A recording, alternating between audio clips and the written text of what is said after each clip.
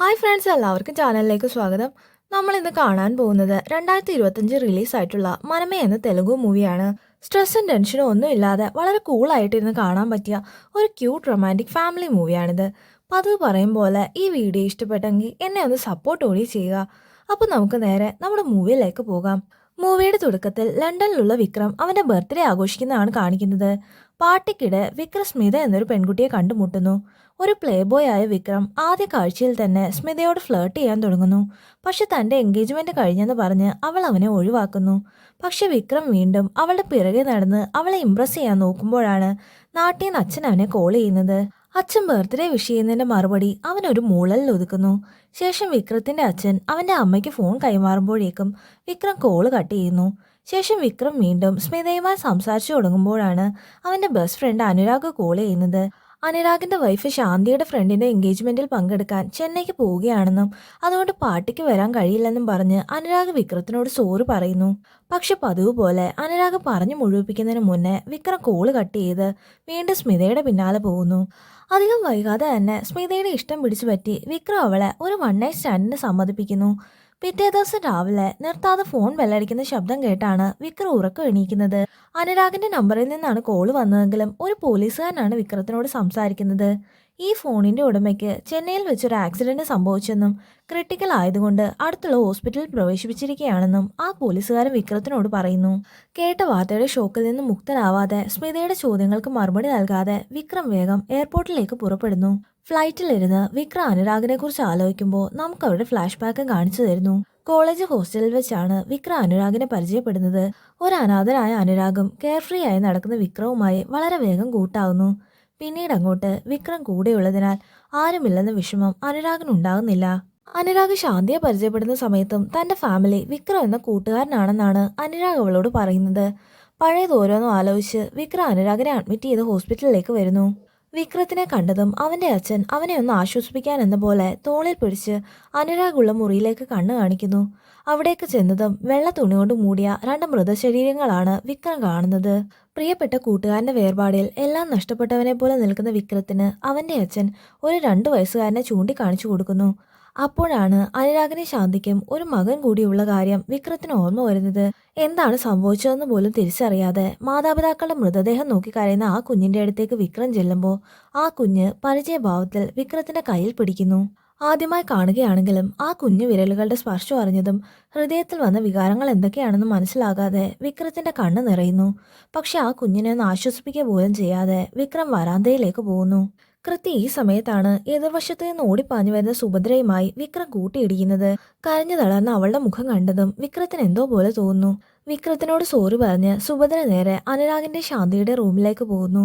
സുഭദ്രയുടെ കല്യാണത്തിന് പങ്കെടുക്കാൻ വേണ്ടി ചെന്നൈക്ക് വരുമ്പോഴാണ് അവർക്ക് ആക്സിഡന്റ് സംഭവിച്ചത്. അതുകൊണ്ട് എൻഗേജ്മെന്റ് വേഷത്തിൽ തന്നെയാണ് സുഭദ്ര അവിടെ ഓടിയെത്തുന്നത്. അനുരാഗിന്റെ ശാന്തിയുടെ മകൻ ഖുഷിയുടെ അടുത്ത് ചെന്ന് സുഭദ്ര അവനെ ആശ്വസിപ്പിക്കുന്നു. പിന്നീട് സുഭദ്രയും വിക്രത്തിന്റെ അച്ഛനും കൂടെ ലണ്ടൻ എംബസിയുമായി സംസാരിക്കുന്നതാണ് കാണിക്കുന്നത്. അനുരാഗിനെ വിവാഹം കഴിച്ചതുകൊണ്ട് ശാന്തിയുടെ പേരൻസ് അവളെ വീട്ടിൽ നിന്ന് പുറത്താക്കിയിരുന്നു.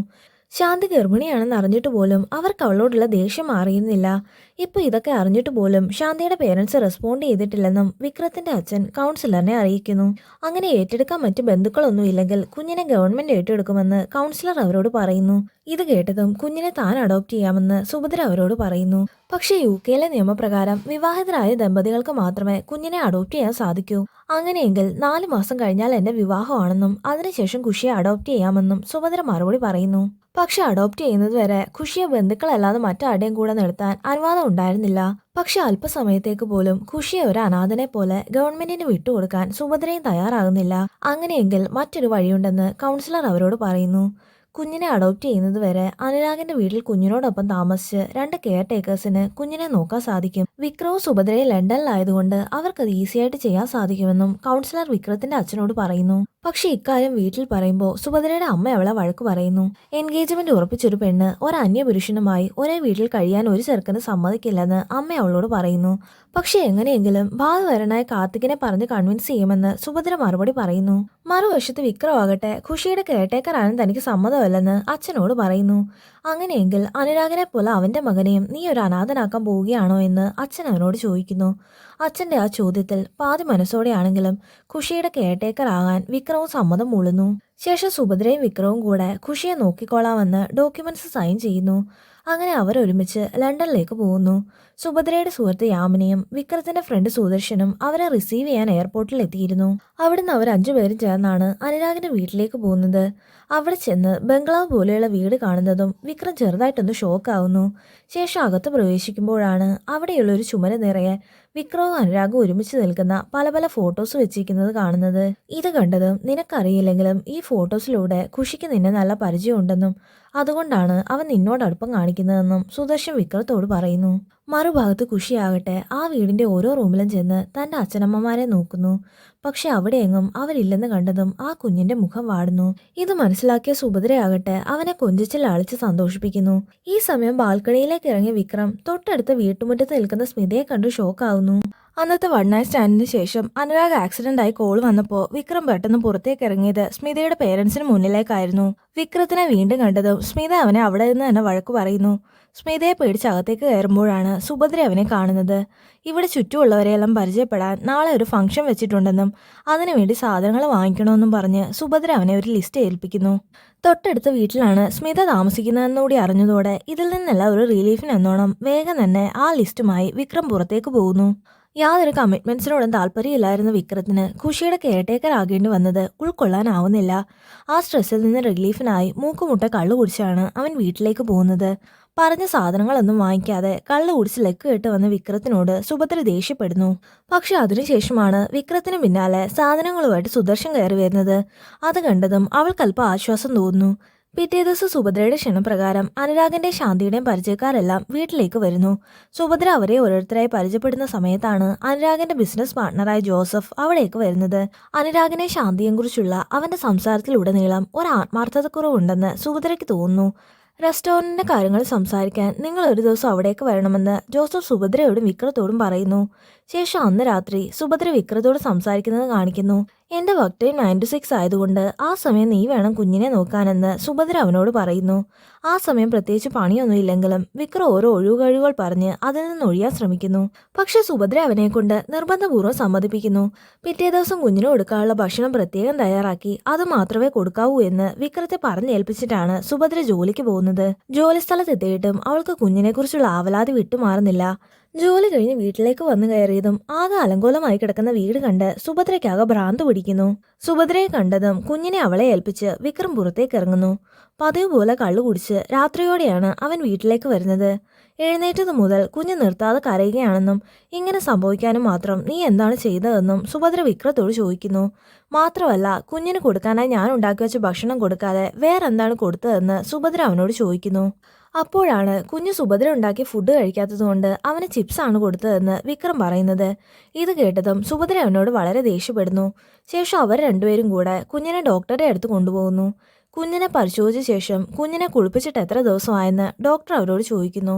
സുഭദ്രയും വിക്രവും കുഞ്ഞിനെ ഏറ്റെടുത്തിട്ട് 3 ദിവസമേ ആയുള്ളെങ്കിലും അതിനുശേഷം അവർ കുഞ്ഞിനെ കുളിപ്പിച്ചിട്ടുണ്ടായിരുന്നില്ല. പകല് കുഞ്ഞിനെ നോക്കാൻ വിക്രത്തെ ഏൽപ്പിച്ചിരുന്നതുകൊണ്ട് അവൻ കുളിപ്പിക്കുന്നുണ്ടെന്നായിരുന്നു സുഭദ്ര കരുതിയിരുന്നത്. ഇതറിഞ്ഞതും ഡോക്ടർ അവരെ രണ്ടുപേരെയും വഴക്കു പറയുന്നു. ഡയപ്പർ മാറ്റാത്തതുകൊണ്ട് കുഞ്ഞിന് മോഷൻ സ്റ്റോപ്പായെന്നും അതിന്റെ വയറുവേദന കൊണ്ടാണ് കുഞ്ഞ് കരഞ്ഞതെന്നും ഡോക്ടർ അവരോട് പറയുന്നു. തൽക്കാലം കുഞ്ഞിന് ലിക്വിഡ് ഫുഡ്സ് മാത്രം കൊടുത്താൽ മതിയെന്നും മരുന്ന് കൊടുത്തിട്ട് 2 ദിവസം കഴിഞ്ഞ് വീണ്ടും കൊണ്ടുവരാനും ഡോക്ടർ അവരോട് പറയുന്നു. പിറ്റേ ദിവസം രാവിലെ പതിവ് പോലെ ഖുഷിയെ വിക്രത്തെ ഏൽപ്പിച്ച് സുഭദ്ര ജോലിക്ക് പോകുന്നു. കുഞ്ഞിന് ഫുഡ് കൊടുക്കേണ്ടാത്തതിനാൽ അവനെ കഴിപ്പിക്കേണ്ട ജോലി ഒഴിവായ സന്തോഷത്തിൽ വിക്രം അവന് മാത്രം ഫുഡ് എടുത്ത് കഴിക്കാൻ തുടങ്ങുന്നു. ഒരു സ്പൂൺ എടുത്ത് വായി വെക്കാൻ തുടങ്ങിയതും അടുത്തിരുന്ന് ഖുഷിയുടെ അടുത്ത് നിന്ന് എന്തോ നാറ്റം വരുന്നു. ആദ്യം അത് എന്താണെന്ന് മനസ്സിലാകുന്നില്ലെങ്കിലും കുഞ്ഞിന് മോശം പോകുന്നതിന്റെ നാറ്റമാണെന്ന് പിന്നീട് അവന് മനസ്സിലാകുന്നു. എങ്ങനെ ഒരു വിധത്തിലൊക്കെ ഡയപ്പർ മാറ്റി കുഞ്ഞിനെ അവൻ കഴുകിയെടുക്കുന്നു. അന്നത്തെ ദിവസം വിക്രം കഴിക്കാൻ ഭക്ഷണം എടുക്കുമ്പോഴെല്ലാം പിന്നെ ഇത് തന്നെ ആവർത്തിക്കുന്നു. ആ ഒറ്റ ദിവസം കൊണ്ട് തന്നെ വിക്രം ആകെ വശം കെട്ടു പോകുന്നു. വൈകുന്നേരമായിട്ടും സുഭദ്രയെ കാണാത്തതുകൊണ്ട് വിക്രം അവളെ കോൾ ചെയ്ത് നീ എന്താ ലേറ്റ് ആകുന്നതെന്ന് ചോദിക്കുന്നു. ഞാൻ ഇന്ന് വരാൻ കുറച്ച് ലേറ്റ് ആവുമെന്നും തൽക്കാലം നീ ഒറ്റയ്ക്ക് കുഞ്ഞിനെയും കൊണ്ട് ഡോക്ടറിന്റെ അടുത്ത് പോകാനും പറഞ്ഞ് സുഭദ്ര കോള് കട്ട് ചെയ്യുന്നു. ശേഷം വിക്രം ഖുഷിയെയും കൊണ്ട് ഡോക്ടറിനെ കാണാൻ പോകുമ്പോഴാണ് അച്ഛൻ അവനെ കോൾ ചെയ്യുന്നത്. വിക്രത്തിന്റെ ശബ്ദം കേൾക്കുമ്പോൾ തന്നെ കുഞ്ഞിനെ നോക്കി അവൻ ആകെ വശം കെട്ടിട്ടുണ്ടെന്ന് അച്ഛന് മനസ്സിലാകുന്നു. ശാന്തിയുടെ പേരൻസിനോട് സംസാരിച്ച കാര്യം അച്ഛൻ വിക്രത്തോട് പറയുന്നു. ശാന്തിയുടെ അച്ഛൻ ഇപ്പോഴും പഴയ വാശിയിലാണെങ്കിലും ശാന്തിയുടെ അമ്മയ്ക്ക് കുഞ്ഞിനെ കൂടെ നിർത്തണമെന്ന് ആഗ്രഹമുണ്ടെന്ന് അച്ഛൻ അവനോട് പറയുന്നു. സമയം കിട്ടുമ്പോൾ നീ അവരെ ഒന്ന് വിളിച്ചു സംസാരിക്കെന്ന് പറഞ്ഞ് ശാന്തിയുടെ അമ്മയുടെ നമ്പറും അച്ഛൻ വിക്രത്തിന് കൊടുക്കുന്നു. ശേഷം കുഞ്ഞിനെ ഡോക്ടറിന്റെ അടുത്ത് ഇരുത്തിയിട്ട് വിക്രം പുറത്തു വന്ന് ശാന്തിയുടെ അമ്മയെ കോൾ ചെയ്യുന്നു. ഖുഷിക്ക് തീരെ സുഖമില്ലെന്ന് അവൻ അവരോട് പറയുന്നു. മാത്രമല്ല ഞങ്ങൾ എങ്ങനെയൊക്കെ നോക്കിയാലും അതൊന്നും സ്വന്തം മുത്തശ്ശനും മുത്തശ്ശിയും നോക്കുന്ന പോലെ ആവില്ലല്ലോ എന്നും വിക്രം വിഷമം ഭാവിച്ചുകൊണ്ട് ചോദിക്കുന്നു. പറ്റുമെങ്കിൽ എത്രയും വേഗം ഇവിടെ വന്ന് ഖുഷിയെ കൂട്ടിക്കൊണ്ട് പോകണമെന്നും കൂടെ വിക്രം വിഷമത്തിൽ പറയുമ്പോൾ തന്റെ കൊച്ചുമകനെ കുറിച്ച് ഓർത്ത് ശാന്തിയുടെ അമ്മയ്ക്ക് വളരെ വേദന തോന്നുന്നു. കുഞ്ഞിനെ എങ്ങനെയെങ്കിലും ഒഴിവാക്കാൻ വേണ്ടിയുള്ള വിക്രത്തിന്റെ പെർഫോമൻസ് കണ്ടാണ് ഡോക്ടർ ഖുഷിയുമായി അവിടേക്ക് വരുന്നത്. കുഞ്ഞിന് ചെറുതായിട്ട് പനിയുണ്ടെന്നും അതുകൊണ്ട് തണുപ്പ് കൊള്ളിക്കാതെ സൂക്ഷിക്കണമെന്നും ഡോക്ടർ വിക്രത്തോട് പറയുന്നു. ശേഷം വീട്ടിലേക്ക് പോകാൻ ഒരു ടാക്സി വിളിച്ച് കുഞ്ഞിനെ അതിൽ കയറ്റി ഇരിക്കുമ്പോഴാണ് ഒരു പെണ്ണ് വിക്രത്തിനോട് വന്ന് അഡ്രസ്സ് ചോദിക്കുന്നത്. വിക്രം ആ പെണ്ണുമായി ഫ്ലേർട്ട് ചെയ്യുന്ന കാഴ്ച കണ്ടാണ് സുഭദ്ര അവിടേക്ക് വരുന്നത്. ഖുഷി എവിടെയെന്ന് ചോദിച്ച് സുഭദ്ര അവനോട് ചൂടാവുന്നു. ഖുഷി ദേ ഈ വണ്ടിയിലുണ്ടെന്ന് ചൂണ്ടിക്കാണിച്ച് വിക്രം അലസമായ മറുപടി പറയുമ്പോഴേക്കും ആ കാർ അവിടെ നിന്ന് മുന്നോട്ട് പോകുന്നു. ഇത് കണ്ടതും സുഭദ്ര വെപ്രാളപ്പെട്ട് വിക്രത്തോട് വണ്ടി എടുക്കാൻ പറയുന്നു. ഈ സമയം ഖുഷിയുടെ കാറിന്റെ ഡ്രൈവർ ജോസഫിനെ കോൾ ചെയ്യുന്നു. കുട്ടിയെ കിട്ടിയെന്നും ഞങ്ങൾ അങ്ങോട്ട് വരികയാണെന്നും ഡ്രൈവർ ജോസഫിനോട് പറയുന്നു. ഇത് കേട്ടതും കുട്ടിയെ കൊന്നു കളഞ്ഞേക്കാൻ ജോസഫ് മറുപടി പറയുന്നു. മറുഭാഗത്ത് സുഭദ്രയാകട്ടെ ഇത്ര അലക്ഷ്യമായി കുഞ്ഞിനെ കൈകാര്യം ചെയ്തതിന് വിക്രത്തെ വഴക്ക് പറയുന്നു. ചെയ്ത തെറ്റിന്റെ ഗൗരവം മനസ്സിലായതുകൊണ്ട് വിക്രം മറുപടിയൊന്നും പറയാതെ വേഗത്തിൽ വണ്ടി ഓടിക്കുന്നു. ജോസഫിന്റെ ആളുകൾ വണ്ടി ഒരു സ്ഥലത്ത് നിർത്തി കുഞ്ഞിനെ കൊല്ലാൻ തയ്യാറെടുക്കുമ്പോഴാണ് വിക്രവും സുഭദ്രയും അവിടേക്ക് വരുന്നത്. ആ ഗുണ്ടകളെ എല്ലാം നേരിട്ട് വിക്രം ഖുഷിയെ അവരുടെ പക്കൽ നിന്ന് രക്ഷിക്കുന്നു. വീട്ടിലെത്തിയതും കുഞ്ഞിനെ ശ്രദ്ധിക്കാത്തതിന്റെ പേരിൽ സുഭദ്ര വീണ്ടും വിക്രത്തെ വഴക്ക് പറയുന്നു. നിന്റെ സ്വഭാവത്തെക്കുറിച്ച് അറിഞ്ഞിട്ടും കുഞ്ഞിനെ നിന്നെ ഏൽപ്പിച്ചിട്ട് പോയത് ശാന്തിക്ക് നിന്നോടുള്ള വിശ്വാസത്തെക്കുറിച്ച് അറിയാവുന്നത് കൊണ്ടാണെന്ന് സുഭദ്ര അവനോട് പറയുന്നു. ഞങ്ങൾക്ക് എന്തെങ്കിലും ഒരു പ്രശ്നം വന്നാൽ വിക്രം കൂടെ ഉണ്ടാവുമെന്നായിരുന്നു ശാന്തി എപ്പോഴും പറയാറ്. അനുരാഗിനേക്കാൾ കൂടുതൽ അവൾ നിന്റെ സൗഹൃദത്തെ വിശ്വസിച്ചിരുന്നെന്നും മാത്രമല്ല അവർ നിന്നെ ഒരു ഫാമിലി മെമ്പറായിട്ടാണ് കരുതിയിരുന്നതെന്നും സുഭദ്ര അവനോട് പറയുന്നു. ഇതുകൂടി കേട്ടതോടെ കുറ്റബോധം കൊണ്ടും വിഷമം കൊണ്ടും വിക്രം ആകെ വല്ലാത്തൊരവസ്ഥയിലെത്തുന്നു. തന്റെ ഭാഗത്തു നിന്ന് വന്നുപോയ തെറ്റിന് വിക്രം ഖുഷിയോട് സോറി ചോദിക്കുമ്പോൾ അവൻ ചിരിച്ചുകൊണ്ട് വിക്രത്തിന്റെ കരണത്തൊന്നു കൊടുക്കുന്നു. ശേഷം നമുക്കിനി നല്ല സുഹൃത്തുക്കളായിരിക്കാമെന്ന് ഖുഷിയോട് പറഞ്ഞ് വിക്രം അവനെ കെട്ടിപ്പിടിക്കുന്നു. പിറ്റേ ദിവസം സുഭദ്ര പറയാതെ തന്നെ കുഞ്ഞിന്റെ ഓരോ കാര്യങ്ങളും വിക്രം കണ്ടറിഞ്ഞ് ചെയ്യുകയും കുഞ്ഞിനോടൊപ്പമുള്ള സമയം ആസ്വദിക്കുകയും ചെയ്യുന്നു. വിക്രത്തിന്റെ ഈ മാറ്റത്തിൽ സുഭദ്രയ്ക്കും വളരെ സന്തോഷം തോന്നുന്നു. പതിവ് പോലെ ജോലി കഴിഞ്ഞു വരുന്ന സമയം സുഭദ്രയെ ഖുഷിക്കായി മാറ്റിവെക്കുന്നു. ഇതിനിടെ പലപ്പോഴായി സുഭദ്ര അവളുടെ ഫിയാൻസി കാർത്തികിനെ വിളിച്ചു നോക്കുന്നെങ്കിലും അവൻ കോൾ എടുക്കുന്നില്ല. അങ്ങനെ ഇരിക്കെ ഒരു ദിവസം വിക്രം ഏണിയിൽ കയറി മേൽക്കൂരയിൽ പെയിന്റ് അടിക്കുമ്പോൾ ഖുഷി താഴെ നിന്ന് ഏണി പിടിച്ചു കുലുക്കുന്നു. വിക്രം ഖുഷിയോട് ഏണി കുലുക്കരുതെന്ന് പറയുന്നെങ്കിലും അവൻ വീണ്ടും അത് തന്നെ ചെയ്യുന്നു. വിക്രത്തിന് ബഹളം കേട്ട് എന്തോ അപകടം സംഭവിച്ചെന്ന് കരുതിയാണ് കുളിച്ചുകൊണ്ടിരുന്ന സുഭദ്ര ഒരു ടവല് മാത്രം ഉടുത്തുകൊണ്ട് അവിടേക്ക് ഓടി വരുന്നത്. അങ്ങനെ ഒരു വേഷത്തിൽ സുഭദ്രയെ കണ്ടതും ഒരു നിമിഷത്തേക്ക് വിക്രം ചുറ്റുമുള്ളതെല്ലാം മറന്നു പോകുന്നു. ആ ഒരു നിമിഷം തന്നെ അവൻ ബാലൻസ് നഷ്ടപ്പെട്ട് ഏണിയിൽ നിന്ന് താഴേക്ക് വീഴുന്നു. താഴെ വീണിട്ടും വിക്രത്തിന്റെ നോട്ടം തന്നിലേക്കാണെന്ന് മനസ്സിലായതും അവനെ കണ്ണു കൂർപ്പിച്ചു കാട്ടി സുഭദ്ര അകത്തേക്ക് പോകുന്നു. ശേഷം വിക്രം അവന്റെ അമ്മയുമായി ഫോണിൽ സംസാരിക്കുന്നതാണ് കാണിക്കുന്നത്. വിക്രത്തിന് ഏണിയിൽ നിന്ന് വീണ് പരിക്ക് പറ്റിയതുകൊണ്ട് അവന്റെ സഹായത്തിന് രാമു എന്നൊരു ബന്ധുവിനെ അങ്ങോട്ട് അയക്കാമെന്ന് അമ്മ അവനോട് പറയുന്നു. ലണ്ടനിൽ വന്നിട്ട് വിക്രം അവന്റെ അമ്മയോട് ശരിക്കൊന്ന് സംസാരിക്കുന്നത് തന്നെ ആദ്യമായിട്ടായിരുന്നു. അതുകൊണ്ട് ആ ദിവസം അമ്മയ്ക്ക് ഒരുപാട് സന്തോഷം തോന്നുന്നു. ശേഷം രാമു ലണ്ടനിലേക്ക് വരുന്നത് കാണിക്കുന്നു. രാമു വന്നതിന് ശേഷം സുഭദ്രയും രാമുവും ചേർന്ന് വീട്ടിലുള്ള പഴയ സാധനങ്ങളെല്ലാം ഔട്ട് ഹൗസിലേക്ക് മാറ്റുന്നു. അങ്ങനെ സാധനങ്ങൾ മാറ്റുന്ന കൂട്ടത്തിലാണ് ചില ഡോക്യുമെന്റ്സ് സുഭദ്രയുടെ ശ്രദ്ധയിൽപ്പെടുന്നത്. റെസ്റ്റോറന്റിന് വേണ്ടി അനുരാഗ് ലോൺ വാങ്ങിയ തുക തിരിച്ചടച്ചില്ലെങ്കിൽ റെസ്റ്റോറന്റ് വീടും ജപ്തി ചെയ്യുമെന്ന് കാണിച്ചുകൊണ്ടുള്ള കോർട്ട് നോട്ടീസ് ആയിരുന്നു അതിലുണ്ടായിരുന്നത്. അങ്ങനെയെങ്കിൽ നമുക്ക് റെസ്റ്റോറന്റിലേക്ക് പോകേണ്ട സമയമായെന്ന് വിക്രം സുഭദ്രയോട് പറയുന്നു. പിറ്റേ ദിവസം തന്നെ സുഭദ്രയും വിക്രവും രാമുവും ഖുഷിയെയും കൂട്ടിക്കൊണ്ട് റെസ്റ്റോറന്റിലേക്ക് പോകുന്നു. അവരെ കണ്ടതും ഇപ്പോഴാണ് ഇവിടേക്ക് വരാൻ തോന്നിയതെന്ന് ജോസഫ് സൗഹൃദപരമായി ചോദിക്കുന്നു. മറുപടിയായി കോർട്ട് നോട്ടീസ് ജോസഫിന്റെ കയ്യിലേക്ക് വെച്ച് നീട്ടിയിട്ട് ഇത് കണ്ടപ്പോഴാണ് റെസ്റ്റോറന്റിലേക്ക് വരുന്ന കാര്യം ഓർമ്മ വന്നതെന്ന് സുഭദ്ര മറുപടി പറയുന്നു. ഇതൊന്നും വേണ്ടെന്ന് അനുരാഗിനോട് പറഞ്ഞതാണെന്നും പക്ഷെ അവൻ അതനുസരിക്കാതെ ലോൺ എടുത്തതാണെന്നും ജോസഫ് അവരോട് പറയുന്നു. ഇപ്പോൾ 6 മാസമായി റെസ്റ്റോറന്റ് അടച്ചിട്ടിരിക്കുന്നത് കൊണ്ടാണ് ലോൺ പേയ്മെന്റ് തിരിച്ചടയ്ക്കാൻ സാധിക്കാത്തത്. കടബാധ്യതകൾ ഒഴിവാക്കി വീടെങ്കിലും നഷ്ടപ്പെടുത്താതിരിക്കാൻ ഒരു ഉപായവും ജോസഫ് അവർക്ക് പറഞ്ഞു കൊടുക്കുന്നു. അനുരാഗിന്റെ പേരിലുള്ള ഷെയർ കൂടെ തന്റെ പേരിൽ എഴുതി തന്നാൽ ലോണ് താൻ ക്ലോസ് ചെയ്യാമെന്ന് ജോസഫ് പറയുമ്പോൾ അതിനെക്കുറിച്ച് ആലോചിച്ചിട്ട് മറുപടി നൽകാമെന്ന് സുഭദ്ര പറയുന്നു. ഈ സമയം വിക്രം ആകട്ടെ റെസ്റ്റോറന്റിന്റെ അകം മുഴുവൻ നടന്നു കാണുകയായിരുന്നു. അവിടെയുള്ളൊരു ഭിത്തിയിൽ വിക്രത്തിന്റെ അനുരാഗിന്റെ ആദ്യാക്ഷരങ്ങൾ ചേർത്തെഴുതി ഡെക്കറേറ്റ് ചെയ്തിരിക്കുന്നത് വിക്രം കാണുന്നു. താൻ വിചാരിച്ചതിൽ ഒരുപാട് മേലെയാണ് അനുരാഗിന്റെ മനസ്സിൽ തന്റെ സ്ഥാനമെന്ന് മനസ്സിലായതും വിക്രം ചെറുതായി ഇമോഷണൽ ആകുന്നു. റെസ്റ്റോറൻറ്റിൽ നിന്ന് വീട്ടിലേക്ക് പോകും വഴി ജോസഫിന്റെ ക്യാരക്ടറിനെ കുറിച്ച് തന്റെ മനസ്സിൽ തോന്നിയ സംശയം സുഭദ്ര വിക്രത്തിനോട് പറയുന്നു. ജോസഫിന്റെ പെരുമാറ്റം കണ്ടിട്ട് കിട്ടിയ അവസരം മുതലാക്കി റെസ്റ്റോറൻറ്റ് സ്വന്തമാക്കാൻ ശ്രമിക്കുന്ന പോലെയാണ് തോന്നിയതെന്ന് സുഭദ്ര പറയുമ്പോൾ തുടക്കം മുതലേ എനിക്കും അങ്ങനെയാണ് തോന്നിയതെന്ന് വിക്രവും മറുപടി പറയുന്നു. അങ്ങനെയാണെങ്കിൽ റെസ്റ്റോറൻറ്റ് റീഓപ്പൺ ചെയ്ത് ലോൺ തിരിച്ചടയ്ക്കാനായി ഒരു ശ്രമം നടത്തിയാലോ എന്ന് സുഭദ്ര പ്രതീക്ഷയോട് ചോദിക്കുന്നു. ഖുഷിക്ക് വേണ്ടി അങ്ങനെ ഒരു ശ്രമം നടത്തി നോക്കാൻ വിക്രവും സമ്മതം മൂളുന്നു. പിന്നീടുള്ള ദിവസങ്ങളിൽ സുഭദ്രയും വിക്രവും അവരുടെ സുഹൃത്തുക്കളും ചേർന്ന് റെസ്റ്റോറൻറ്റ് റിനോവേറ്റ് ചെയ്ത് റീഓപ്പണിംഗ് ചെയ്യാനുള്ള അറേഞ്ച്മെന്റ്സ് ചെയ്യുന്നു. വിക്രത്തിന്റെ ഫ്രണ്ട് സുദർശൻ ഒരു ഷെഫ് ആയതിനാൽ കിച്ചന്റെ ഡ്യൂട്ടി അവൻ ഏറ്റെടുക്കുന്നു. അവിടെ നടക്കുന്ന റിനോവേഷൻ വർക്കുകൾ കണ്ട് ജോസഫ് ആകെ അസ്വസ്ഥനാകുന്നു. അങ്ങനെ ഇരിക്കെ ഒരു ദിവസം റിനോവേഷൻ വർക്കുകൾ നടക്കുമ്പോൾ ജോസഫ് അവന്റെ സഹായിയെ കൊണ്ട് ഗ്യാസ് അടുപ്പുകൾ ഓപ്പൺ ആക്കി വെക്കുന്നു. ശേഷം ഒരു ബോൾ കിച്ചണിലേക്ക് തട്ടിയിട്ട് അത് എടുത്തുകൊണ്ട് വരാൻ ജോസഫ് ഖുഷിയോട് പറയുന്നു. ഖുഷി കിച്ചണിനുള്ളിലേക്ക് കയറിയതും ഒരു പൊട്ടിത്തെറിക്കായി ജോസഫ് പുറത്ത് വെയിറ്റ് ചെയ്യുന്നു. പക്ഷെ അല്പസമയം കഴിഞ്ഞ് ഖുഷിയെ എടുത്ത് പുറത്തേക്ക് വരുന്ന വിക്രത്തെ കണ്ട് ജോസഫ് ആകെ ഷോക്കാവുന്നു. അവരെങ്ങനെ രക്ഷപ്പെട്ടെന്ന് ഓർക്കുമ്പോഴാണ് കിച്ചണിൽ നിന്ന് സുദർശൻ പുറത്തേക്ക് വന്ന് ഗ്യാസ് തീർന്നിരിക്കുകയാണെന്ന് വിളിച്ചു പറയുന്നത്. ഇത്തവണയും ഖുഷിയെ കൊല്ലാനുള്ള പ്ലാൻ ചീറ്റിപ്പോയതിൽ ജോസഫിന് നിരാശ തോന്നുന്നു. പിന്നീട് റെസ്റ്റോറൻറ്റിലെ പണികളെല്ലാം പൂർത്തിയാക്കി റീഓപ്പൺ ചെയ്യുന്ന ദിവസമാണ് കാണിക്കുന്നത്.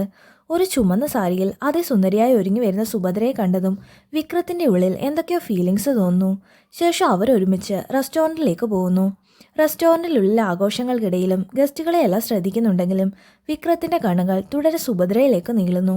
അന്നത്തെ പരിപാടികൾക്കെല്ലാം ശേഷം രാത്രി ഒറ്റയ്ക്കിരുന്ന് മദ്യപിക്കുന്ന വിക്രത്തെയാണ് പിന്നീട് കാണിക്കുന്നത്. വിയെ എന്ന് അലങ്കരിച്ചിരിക്കുന്ന ഭിത്തി നോക്കി അനുരാഗിനോട് എന്ന പോലെ വിക്രം സംസാരിക്കുന്നു. റെസ്റ്റോറൻറ്റ് ഫാമിലിയും കുഞ്ഞും ഒക്കെ ഉണ്ടായിട്ടും ദിവസം ഒരു 10 തവണയെങ്കിലും അനുരാഗ് വിക്രത്തിന് കോൾ ചെയ്യുമായിരുന്നു. പക്ഷെ തനിക്ക് ആവശ്യമുള്ളപ്പോഴല്ലാതെ ഒരിക്കലും വിക്രം ആ കോൾ അറ്റൻഡ് ചെയ്തിട്ടില്ല. എന്നിട്ടും ഖുഷിയെ ഞാൻ നന്നായി നോക്കുമെന്ന് നീ വിശ്വസിച്ചത് എന്തുകൊണ്ടാണെന്ന് വിക്രം ചുമരിലേക്ക് നോക്കി ചോദിക്കുന്നു. ഈ സമയം വിക്രത്തെ അന്വേഷിച്ച് സുദർശൻ അവിടേക്ക് വരുന്നു. ഉള്ളിലുള്ള ബാക്കി കാര്യങ്ങൾ വിക്രം സുദർശനോടാണ് പറയുന്നത്. ഖുഷിയുടെ കളിചിരികളില്ലാതെ സുഭദ്രയുടെ വഴക്ക് കേൾക്കാതെ തന്റെ ഒരു ദിവസം പോലും പൂർണ്ണമായില്ലെന്ന് വിക്രം അവനോട് പറയുന്നു. മാത്രമല്ല താനും സുഭദ്രയും ചേർന്ന് ജീവിതകാലം മുഴുവൻ ഖുഷിയെ നല്ല രീതിയിൽ നോക്കുമെന്നും വിക്രം സുദർശനോട് പറയുന്നു. മറുഭാഗത്ത് താൻ ലണ്ടനിൽ എത്തിയെന്ന് പറഞ്ഞ് കാർത്തിക് സുഭദ്രയ്ക്ക് മെസ്സേജ് അയക്കുന്നു. ഇക്കാര്യം പറയാനായി സുഭദ്ര വിക്രം എവിടെയെന്ന് ചോദിക്കുമ്പോൾ അവൻ അകത്തുണ്ടെന്ന് രാമു മറുപടി പറയുന്നു. വിക്രത്തിന്റെ കള്ളു കുടിച്ചുള്ള സംസാരം കേട്ടാണ് ജോസഫും കൂട്ടാളികളും അവിടേക്ക് വരുന്നത്. ഇവിടെ ഇരുന്ന് ഓവറായി കള്ളു കുടിക്കേണ്ടെന്ന് പറഞ്ഞ് ജോസഫ് വിക്രത്തെ ഉപദേശിക്കുമ്പോൾ വിക്രം അവന്റെ കൈ പിടിച്ചു തിരിക്കുന്നു. റെസ്റ്റോറൻറ്റിന് വേണ്ടി നീയും നിന്റെ കൂട്ടാളികളും ചേർന്നല്ല ഖുഷിയെ കൊല്ലാൻ നോക്കിയെന്ന് പറഞ്ഞ് വിക്രം അവനെ വീണ്ടും ഉപദ്രവിക്കുന്നു. സുഭദ്രയും ഞാനും ഇല്ലായിരുന്നെങ്കിൽ പണ്ടേ നിങ്ങളാ കുഞ്ഞിനെ ഇല്ലാതാക്കില്ലായിരുന്നു എന്ന് ചോദിച്ച് ജോസഫിന്റെ കൂട്ടാളികളെയും വിക്രം തല്ലുന്നു. ഗ്യാസ് ലീക്ക് ചെയ്ത് കുഞ്ഞിനെ കൊല്ലാൻ നോക്കിയ കാര്യവും വിക്രം അവരോട് ചോദിക്കുന്നു. വിക്രം സത്യങ്ങൾ അറിഞ്ഞെന്ന് മനസ്സിലാക്കിയതും ജോസഫ് തിരിച്ചൊന്നും പറയുന്നില്ല. അവരെ അടിച്ചിട്ട ശേഷം വിക്രം നേരെ സുഭദ്രയുടെ അടുത്തേക്കാണ് പോകുന്നത്. എനിക്ക് നിന്നോടൊരു കാര്യം പറയാനുണ്ടെന്ന് വിക്രം പറയുമ്പോൾ മദ്യപിച്ച് ലക്ക് കേട്ട് വിക്രം എന്താണ് പറയാൻ പോകുന്നതെന്ന ആകാംക്ഷയോടെ സുഭദ്ര അവനെ നോക്കുന്നു. നിനക്ക് എങ്ങനെയുള്ള ആളാണ് വേണ്ടതെന്ന് അറിയാമോ എന്ന് വിക്രം അവളോട് ചോദിക്കുന്നു. ഇതൊക്കെ എന്തിനാ ഇപ്പോൾ പറയുന്നതെന്ന് സുദർശൻ ചോദിക്കുന്നെങ്കിലും അത് മൈൻഡ് ചെയ്യാതെ വിക്രം വീണ്ടും സംസാരിച്ചു തുടങ്ങുന്നു. നിന്റെ വഴക്കുകളെല്ലാം മ്യൂസിക് ആണെന്ന് കരുതുന്ന രണ്ടിൽ ആരുടെ ഭാഗത്താണ് ശരിയെങ്കിലും നീ പറയുന്നത് മാത്രമാണ് ശരിയെന്ന് സമ്മതിച്ചു തരുന്ന ഒരാളെയാണ് നിനക്ക് വേണ്ടതെന്ന് വിക്രം അവളോട് പറയുന്നു. അങ്ങനെ ഒരാൾ ഇവിടെ അടുത്ത് തന്നെ കാണുമെന്ന് വിക്രം നാണത്തോടെ പറയുമ്പോഴേക്കും കാർത്തിക് അവിടേക്ക് വരുന്നു. സുഭദ്രയാകട്ടെ വിക്രം പറഞ്ഞ ഒന്നും മനസ്സിലാകാതെ നിൽക്കുകയാണെങ്കിലും അത് മറച്ചു പിടിച്ച് കാർത്തിക്കിനെ വിക്രത്തിന് പരിചയപ്പെടുത്തി കൊടുക്കുന്നു. കാർത്തിക് ആരാണെന്ന് മനസ്സിലായതും പ്രതീക്ഷിക്കാത്ത ട്വിസ്റ്റിന്റെയും കുടിച്ച കളിന്റെയും എഫക്റ്റിൽ വിക്രം ബോധം കെട്ട് നിലത്തേക്ക് വീഴുന്നു. പിറ്റേ ദിവസം രാവിലെ വിക്രം കണ്ണു തുറക്കുമ്പോൾ ഹാങ് ഓവർ ഡ്രിങ്കുമായി നിൽക്കുന്ന കാർത്തിക്കിനെയാണ് കാണുന്നത്. വിക്രത്തിന് ഹാങ് ഓവർ ഡ്രിങ്ക് കൊടുത്തിട്ട് കാർത്തിക് നേരെ ഖുഷിയുടെ സുഭദ്രയുടെ അടുത്തേക്ക് പോകുന്നു. ഖുഷിയെ കൊഞ്ചിച്ച ശേഷം ഇന്നത്തെ ബ്രേക്ക്ഫാസ്റ്റ് ഞാൻ ഉണ്ടാക്കാമെന്ന് പറഞ്ഞ് കാർത്തിക് നിർബന്ധപൂർവ്വം ആ ജോലി ഏറ്റെടുക്കുന്നു. ഇത് കണ്ടുകൊണ്ടാണ് വിക്രം അവിടേക്ക് വരുന്നത്. സുഭദ്രയും കാർത്തികിനെയും കാണിച്ച് ഇവര് തമ്മിൽ നല്ല പൊരുത്തമാണല്ലേ എന്ന് രാമ വിക്രത്തോട് ചോദിക്കുന്നു. ആ ചോദ്യം കൂടി കേട്ടതും വിക്രത്തിന് കാർത്തികിനോട് അല്പം കുശുമ്പ് തോന്നുന്നു. ശേഷം സുഭദ്ര കാർത്തിക്കുമായി റെസ്റ്റോറൻറ്റിലേക്ക് പോയി അവിടുത്തെ കാര്യങ്ങളെല്ലാം അവന് പരിചയപ്പെടുത്തി കൊടുക്കുന്നു. അവിടേക്ക് പരുക്കുകളുമായി നടന്നു വരുന്ന ജോസഫിനെ കണ്ടതും സുഭദ്ര അവനോട് എന്തു പറ്റിയെന്ന് ചോദിക്കുന്നു.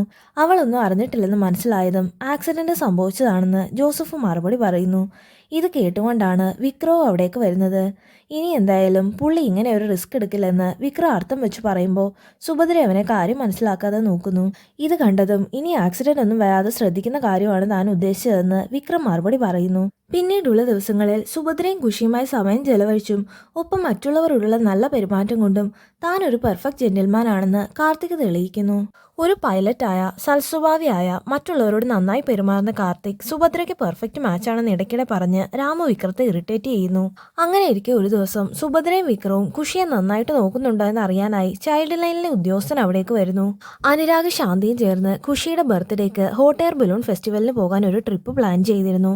അവരില്ലെങ്കിലും കുഞ്ഞിന്റെ സന്തോഷത്തിനു വേണ്ടി നിങ്ങൾ അവനെ അവിടേക്ക് കൊണ്ടുപോകണമെന്ന് പറഞ്ഞ് ട്രിപ്പിന്റെ ടിക്കറ്റ്സും മറ്റ് ഡീറ്റെയിൽസും അദ്ദേഹം അവരെ ഏൽപ്പിക്കുന്നു. തന്റെ ഫിയാൻസിക്ക് കൂടി ട്രിപ്പിൽ പങ്കെടുക്കാവോ എന്ന് സുഭദ്ര ചോദിക്കുമ്പോൾ സ്വന്തം എക്സ്പെൻസിൽ കൂടെ വരുന്നതിന് കുഴപ്പമില്ലെന്ന് അദ്ദേഹം മറുപടി പറയുന്നു. അങ്ങനെ കാർത്തിക്കും അവരുടെ കൂടെ പോകാൻ തീരുമാനിക്കുന്നു. ശേഷം സുഭദ്രയും വിക്രവും കാർത്തിക്കും കൂടെ ഖുഷിയെയും കൂട്ടി അവിടുത്തെ റെയിൽവേ സ്റ്റേഷനിൽ ഇറങ്ങുന്നത് കാണിക്കുന്നു. അവരവിടെ ടൂർ ഗൈഡിനെ കാത്തു നിൽക്കുമ്പോൾ ഒരു പെണ്ണോടി വന്ന് വിക്രത്തെ കെട്ടിപ്പിടിക്കുന്നു. വിക്രത്തിന് അവളുടെ പേരൊന്നും ഓർമ്മയില്ലെങ്കിലും പണ്ട് ഫ്ലേർട്ട് ചെയ്തവരിൽ ആരോ ആണെന്ന് അവന് മനസ്സിലാകുന്നു. സുഭദ്രയുടെ മുന്നിൽ വെച്ച് ഇങ്ങനെ ഒരു സീൻ ഉണ്ടായ ചമ്മലിൽ വിക്രം എന്തൊക്കെയോ പറഞ്ഞ് തന്റെ ഇന്നസെൻസ് പ്രൂവ് ചെയ്യാൻ ശ്രമിക്കുന്നു. എന്നാൽ വിക്രത്തിന് ഇപ്പോഴും തന്റെ പേര് ഓർമ്മയില്ലെന്ന് കണ്ടതും ആ പെണ്ണ് സ്വയം പരിചയപ്പെടുത്തുന്നു. തന്റെ പേര് താനിയ എന്നാണെന്നും ഞാനാണ് നിങ്ങളുടെ ടൂർ ഗൈഡെന്നും അവൾ അവരോട് പറയുന്നു. സുഭദ്രയും കാർത്തിക്കിനെയും കണ്ട് ശാന്തിയും അനുരാഗും ആണെന്ന് താനിയെ തെറ്റിദ്ധരിക്കുമ്പോൾ വിക്രം വേഗം തന്നെ അത് തിരുത്തി കൊടുക്കുന്നു. ഞങ്ങൾ ആരും കപ്പിൾസ് അല്ലെന്ന് വിക്രം പറഞ്ഞതും പക്ഷെ ഞാൻ സുഭദ്രയുടെ ഫിയാൻസിയാണെന്ന് കാർത്തിക്കും വ്യക്തമാക്കി കൊടുക്കുന്നു.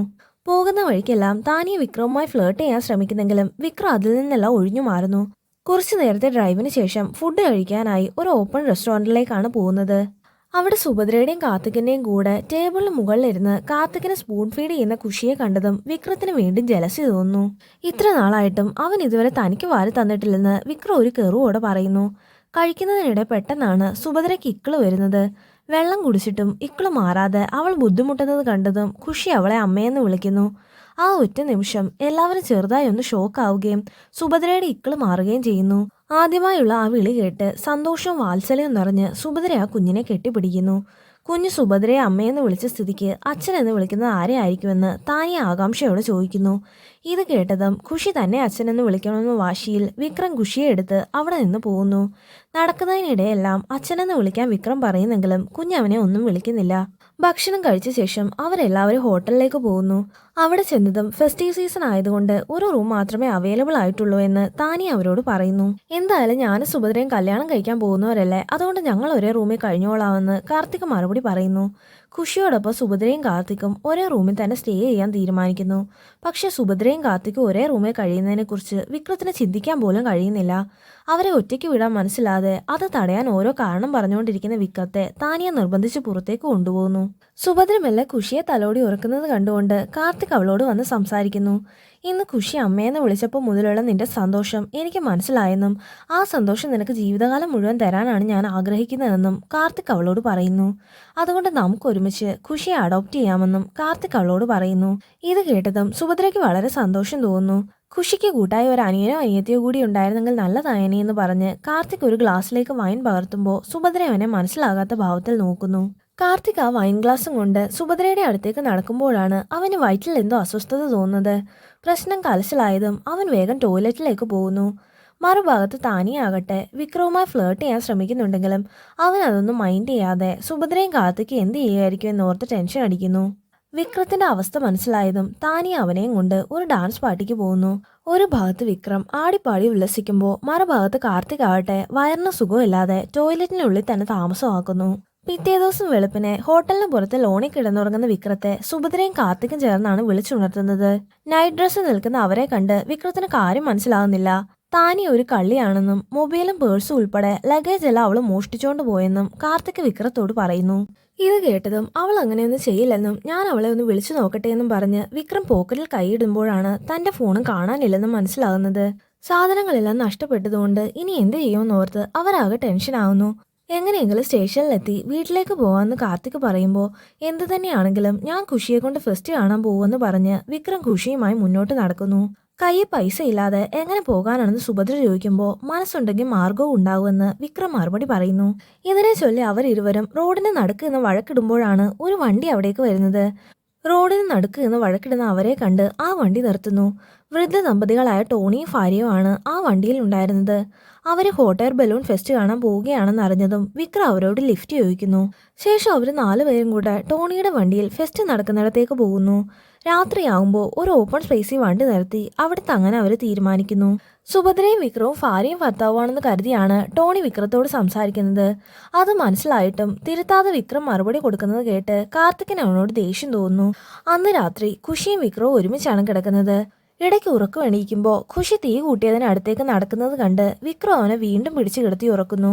ശേഷം ഖുഷി വീണ്ടും എണീറ്റ് തീക്കടുത്തേക്ക് പോയാലോ എന്ന് പേടിച്ച് വിക്രം ഉറങ്ങാതെ അവന് കാവലിരിക്കുന്നു. വണ്ടിയിലിരുന്ന് ഈ കാര്യങ്ങളൊക്കെ ടോണിയും കാണുന്നുണ്ടായിരുന്നു. പിറ്റേ ദിവസം രാവിലെ തന്നെ അവർ ഫെസ്റ്റ് നടക്കുന്ന സ്ഥലത്ത് എത്തിച്ചേരുന്നു. വിക്രം ആവേശത്തോടെ മുകളിലേക്ക് ഉയരുന്ന ഹോട്ട് എയർ ബലൂൺസ് ഖുഷിക്ക് കാണിച്ചു കൊടുക്കുന്നു. ടിക്കറ്റ് ഇല്ലാതെ ഇതൊക്കെ കാണിച്ചു കൊടുക്കാനല്ലേ പറ്റൂ, അല്ലാതെ കയറാൻ പറ്റില്ലല്ലോ എന്ന് കാർത്തിക് ചെറിയ പുച്ഛത്തോടെ ചോദിക്കുന്നു. ഇത് കേട്ടതും ടോണി അവരുടെ രണ്ടുപേരുടെയും ടിക്കറ്റുകൾ വിക്രത്തിന് കൊടുക്കുന്നു. ആഗ്രഹിച്ചു വന്നിട്ട് നിങ്ങൾ എന്തിനാ ടിക്കറ്റ് അവന് കൊടുത്തതെന്ന് സുഭദ്ര ടോണിയുടെ വൈഫിനോട് ചോദിക്കുന്നു. ആ കുഞ്ഞിന് വേണ്ടി നിങ്ങൾ ഇത്രയൊക്കെ ചെയ്യുമ്പോൾ നിങ്ങൾക്ക് വേണ്ടി ഞങ്ങൾ ഇത്രയെങ്കിലും ചെയ്യണ്ടേ എന്ന് ടോണിയുടെ വൈഫ് തിരിച്ചു ചോദിക്കുന്നു. മാത്രമല്ല നിങ്ങൾ രണ്ടും കപ്പിൾസ് അല്ലെങ്കിലും നിങ്ങൾ ഒരുമിച്ച് നിൽക്കുമ്പോൾ ഒരു ഫാമിലി പോലെയാണ് തോന്നുന്നതെന്നും അവർ സുഭദ്രയോട് പറയുന്നു. ശേഷം സുഭദ്രയും വിക്രവും ഖുഷിയും കൊണ്ട് ബലൂണിൽ കയറുന്നത് കാണിക്കുന്നു. വിക്രത്തിനും കുഞ്ഞിനും ഒപ്പമുള്ള ആ സമയം സുഭദ്രയ്ക്കും വളരെ സന്തോഷം തോന്നുന്നു.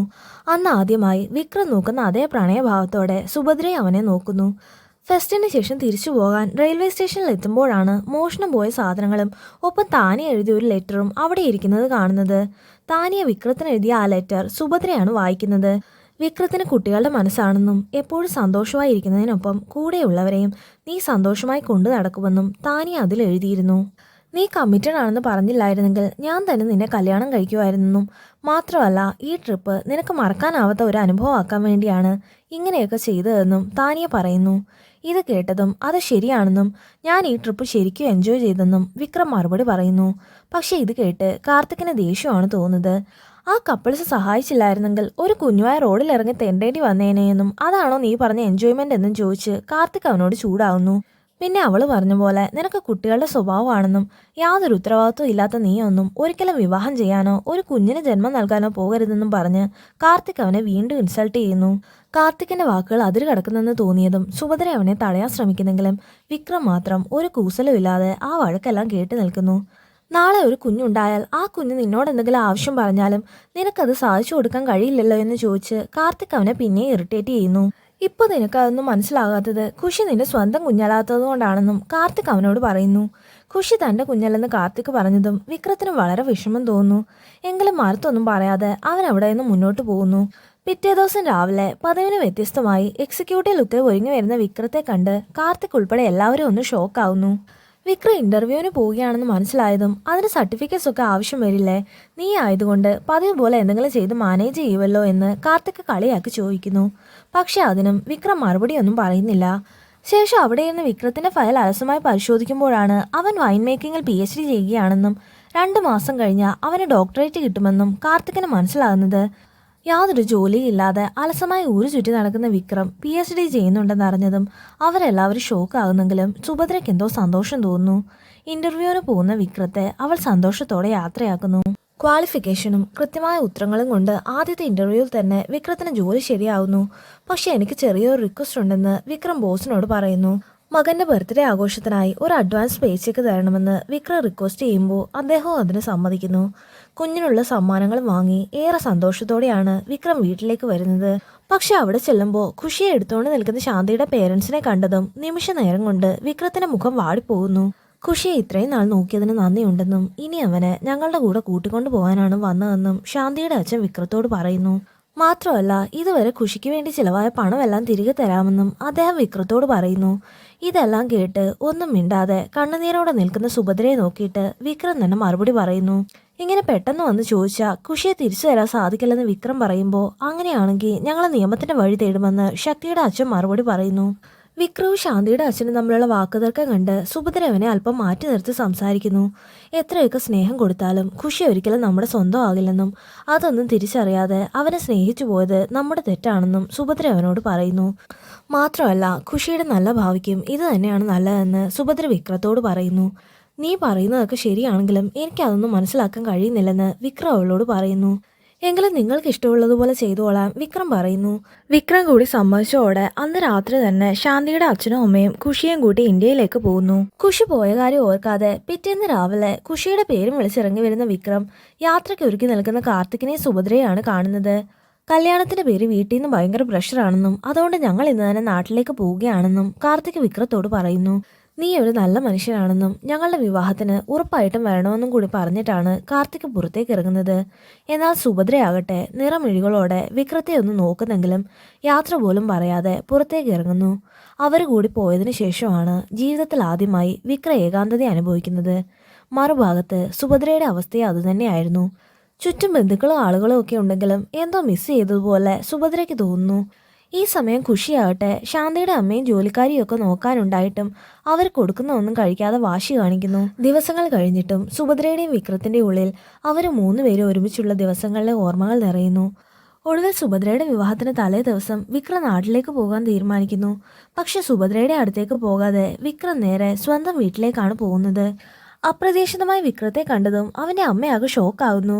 വിക്രത്തെ കണ്ട് അമ്മ അവനെ ഓടി വന്ന് കെട്ടിപ്പിടിക്കുന്നു. 4 മാസം കൂടെയുണ്ടായിരുന്ന ഖുഷിയെ പിരിഞ്ഞതിൽ തനിക്ക് ഇത്രയും വിഷമം തോന്നുന്നുണ്ടെങ്കിൽ 22 വർഷം വളർത്തിയ മകനെ പിരിഞ്ഞപ്പോൾ അമ്മ എത്ര വേദനിച്ചു എന്ന് വിക്രം അമ്മയോട് ചോദിക്കുന്നു. ഇതുവരെയും മാതാപിതാക്കളുടെ ഫീലിങ്സ് കാണാതെ പോയതിൽ വിക്രം അവരോട് ക്ഷമ ചോദിക്കുന്നു. എവിടെയാണെങ്കിലും നീ സന്തോഷമായിരിക്കുന്നെന്ന് അറിയുന്നതാണ് ഞങ്ങളുടെ ഈ സന്തോഷമെന്ന് അച്ഛൻ അവനോട് പറയുന്നു. എത്ര തിരക്കാണെങ്കിലും നീ സുഖമായിരിക്കുന്നെന്ന് ഒന്ന് വിളിച്ചു പറഞ്ഞാൽ മാത്രം മതി ഞങ്ങളുടെ വിഷമം മാറാനെന്നും അച്ഛൻ അവനോട് പറയുന്നു. പക്ഷെ ഇപ്പം നിന്റെ മുഖം കണ്ടിട്ട് എന്തോ വിഷമമുള്ള പോലെ തോന്നുന്നെന്നും എന്താണ് കാരണമെന്നും അച്ഛൻ അവനോട് ചോദിക്കുന്നു. സുഭദ്രയെ തനിക്ക് ഇഷ്ടമാണെന്നും പക്ഷെ ഇന്ന് അവളുടെ വിവാഹമാണെന്നും വിക്രം അച്ഛനോട് പറയുന്നു. അങ്ങനെയെങ്കിൽ ഇനിയും വൈകിപ്പിക്കാതെ എത്രയും വേഗം നിന്റെ ഇഷ്ടം അവളെ അറിയിക്കണമെന്നും അല്ലെങ്കിൽ നാളെ ഇതിനെക്കുറിച്ചോർത്ത് പശ്ചാത്തപിക്കേണ്ടി വരുമെന്നും അച്ഛൻ അവനോട് പറയുന്നു. അച്ഛൻ്റെ വാക്കുകൾ കേട്ടതും തൻ്റെ പ്രണയം സുഭദ്രയെ അറിയിക്കാൻ വിക്രം തീരുമാനിക്കുന്നു. പക്ഷെ സുഭദ്രയുടെ അടുത്തേക്ക് പോകുമ്പോൾ തൻ്റെ കൂടെ ഖുഷിയും ഉണ്ടാകണമെന്ന് വിക്രം മനസ്സിൽ ഉറപ്പിക്കുന്നു. ശേഷം വിക്രം ശാന്തിയുടെ വീട്ടിലേക്ക് പോകുന്നു. അവിടെ ചെല്ലുമ്പോൾ തൻ്റെ വരവും കാത്തുന്ന പോലെ നിൽക്കുന്ന ഖുഷിയെ കണ്ട് വിക്രത്തിന് ഒരുപാട് സന്തോഷം തോന്നുന്നു. ശാന്തിയുടെ പേരൻസ് സമ്മതിക്കില്ലെന്ന് കരുതി അവൻ അവരറിയാതെ കുഞ്ഞിനെയും കൊണ്ട് പുറത്തേക്ക് ഇറങ്ങാൻ നോക്കുന്നതും ശാന്തിയുടെ അച്ഛൻ അവിടേക്ക് വരുന്നു. കുഞ്ഞിനെയും കൊണ്ട് പോകാനൊരുങ്ങുന്ന വിക്രത്തെ കണ്ട് ശാന്തിയുടെ അച്ഛൻ അവനോട് ചൂടാവുമ്പോൾ അമ്മ അതിനിടയ്ക്ക് കയറുന്നു. നമ്മൾ ഇവിടെ കൊണ്ടുവന്നിട്ടും ഖുഷിയുടെ മനസ്സിപ്പോഴും ഇവർക്കൊപ്പമാണെന്നും അവൻ്റെ സന്തോഷമാണ് നമ്മൾ ആഗ്രഹിക്കുന്നതെങ്കിൽ അവനെ ഇവർക്കൊപ്പം വിടുകയാണ് വേണ്ടതെന്നും ശാന്തിയുടെ അമ്മ ഭർത്താവിനോട് പറയുന്നു. ഇത് കേട്ടതും അദ്ദേഹത്തിന് മനസ്സിൽ മാറ്റം ഉണ്ടാകുന്നു. ഇനിയിപ്പോൾ ഇത്ര ചുരുങ്ങിയ സമയത്തിൽ എങ്ങനെ സുഭദ്രയുടെ അടുത്ത് ചെല്ലുമെന്ന് ഓർത്ത് ടെൻഷൻ അടിക്കുന്ന വിക്രത്തെ ഖുഷി മുത്തച്ഛൻ്റെ ഹെലികോപ്റ്റർ ചൂണ്ടിക്കാണിക്കുന്നു. അതിൻ്റെ അർത്ഥം മനസ്സിലായതും ഹെലികോപ്റ്ററിൽ പോകാൻ ശാന്തിയുടെ അച്ഛൻ അവർക്ക് അനുവാദം നൽകുന്നു. അദ്ദേഹം അവരോടൊപ്പം വിവാഹമണ്ഡപത്തിലേക്ക് പുറപ്പെടുന്നു. ഹെലികോപ്റ്ററിൽ നിന്ന് ഇറങ്ങി വരുന്ന വിക്രത്തെയും ഖുഷിയെയും കണ്ടതും സുഭദ്ര നേരെ മണ്ഡപത്തിൽ നിന്നിറങ്ങി അവരുടെ അടുത്തേക്ക് വരുന്നു. നീ എന്തിനാണ് ഇപ്പോൾ ഇവിടേക്ക് വന്നതെന്ന് സുഭദ്ര ചോദിക്കുമ്പോൾ അത് നിനക്കറിയില്ലേ എന്ന് വിക്രം തിരിച്ചു ചോദിക്കുന്നു. ശേഷം ഖുഷിയെ സുഭദ്രയ്ക്ക് നേരെ നീട്ടിയിട്ട് എൻ്റെ പ്രണയം അക്സെപ്റ്റ് ചെയ്യാൻ വിക്രം അവളോട് പറയുന്നു. ഇതൊക്കെ കണ്ട് സുഭദ്രയുടെ അടുത്തേക്ക് പോകാനൊരുങ്ങി അവളുടെ അച്ഛനെ കാർത്തിക് തടഞ്ഞു നിർത്തുന്നു. ഇതൊക്കെ കേട്ടിട്ടും പ്രണയം അക്സെപ്റ്റ് ചെയ്യാൻ മടിച്ചു നിൽക്കുന്ന സുഭദ്രയോട് ഞാൻ ഇനി മുതൽ മദ്യം കൈകൊണ്ട് തൊടില്ലെന്നും മാത്രമല്ല ഒരു പെൺകുട്ടികളുടെ മുഖത്ത് പോലും നോക്കില്ലെന്നും വിക്രം പ്രോമിസ് ചെയ്യുന്നു. പക്ഷെ പെട്ടെന്നാണ് അവിടെ ഒരു ഫയർ ആക്സിഡന്റ് നടക്കുന്നത്. ശബ്ദം കേട്ട് നോക്കുമ്പോഴാണ് ഖുഷി തങ്ങളുടെ അരികിലില്ലെന്ന് അവർക്ക് മനസ്സിലാകുന്നത്. വെപ്രാളത്തോടെ അവരെല്ലാവരും ഖുഷിയെ അവിടെയെല്ലാം അന്വേഷിക്കുന്നു. പെട്ടെന്നാണ് ഖുഷിയുടെ അച്ഛ എന്ന വിളി കേൾക്കുന്നത്. ഒരു നിമിഷം ഹൃദയം നിലച്ചതുപോലെ വിക്രം തിരിഞ്ഞു നോക്കിയതും പേടിച്ച് തനിക്കരികിലേക്ക് ഓടി വരുന്ന ഖുഷിയെയാണ് കാണുന്നത്. സന്തോഷം കൊണ്ട് വിക്രം അവനെ കൈകൊണ്ടെടുത്ത് മുകളിലേക്ക് ഉയർത്തുന്നു. ഇത് കണ്ടുകൊണ്ട് നിൽക്കുന്ന സുഭദ്രയും അവർക്കരികിലേക്ക് ഓടി വന്ന് ഖുഷിയെ കയ്യിലെടുക്കുന്നു. അവർ ഒരു കുടുംബമായി നിൽക്കുന്ന കാഴ്ച കാണുമ്പോൾ തന്റെ ഭാര്യയുടെ അഭിപ്രായം തന്നെയായിരുന്നു ശരിയെന്ന് ശാന്തിയുടെ അച്ഛനും മനസ്സിലാകുന്നു. കാർത്തിക് ഉൾപ്പെടെ ബാക്കിയുള്ളവരും ഒരു പുഞ്ചിരിയോടെ സുഭദ്രയുടെ തീരുമാനത്തെ ഉൾക്കൊള്ളുന്നു. അവര് 3 പേരും ഒന്ന് ചേർന്ന് നിൽക്കുന്ന കാഴ്ച കാണിച്ചുകൊണ്ടാണ് ഈ മൂവി അവസാനിക്കുന്നത്. അപ്പോൾ ഫ്രണ്ട്സ്, എല്ലാവർക്കും മൂവി ഇഷ്ടപ്പെട്ടെന്ന് കരുതുന്നു. ഇഷ്ടപ്പെട്ടെങ്കിൽ തീർച്ചയായിട്ടും നിങ്ങളുടെ അഭിപ്രായങ്ങൾ കമൻസിലൂടെ അറിയിക്കുകയും ചാനൽ ഒന്ന് സബ്സ്ക്രൈബ് ചെയ്ത് സപ്പോർട്ട് ചെയ്യുകയും ചെയ്യുക. മറ്റൊരു വീഡിയോ ആയിട്ട് നമുക്ക് ഉടൻ തന്നെ വീണ്ടും കാണാം.